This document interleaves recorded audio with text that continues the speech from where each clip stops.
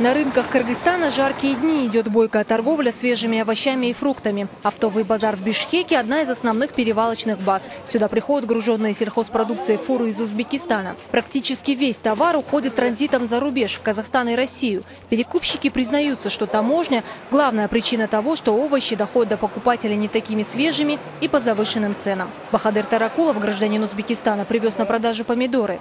Этот рейс оказался для фермера убыточным. Очень много отдал на таможню.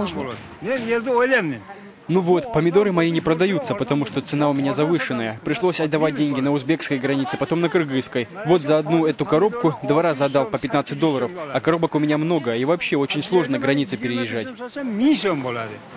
Вхождение Кыргызстана в таможенный союз позволило бы земледельцам заметно активизировать торговлю и снизить цены на свою продукцию. Но это не единственная выгода. В республике подешевели бы и товары, завозимые из-за рубежа. Для Кыргызстана рынок республики потребляет почти 80% продовольствия иностранного производства. Это принесло бы ощутимую выгоду.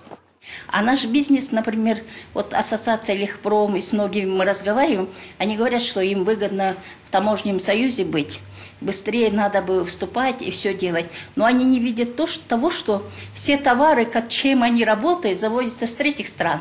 Ни с России, ни с Казахстана, ни с Белоруссии, а заводятся с других стран. Поэтому и тогда, когда мы в таможенном союзе будем, смотря какой тариф будет, мы еще не можем предположить.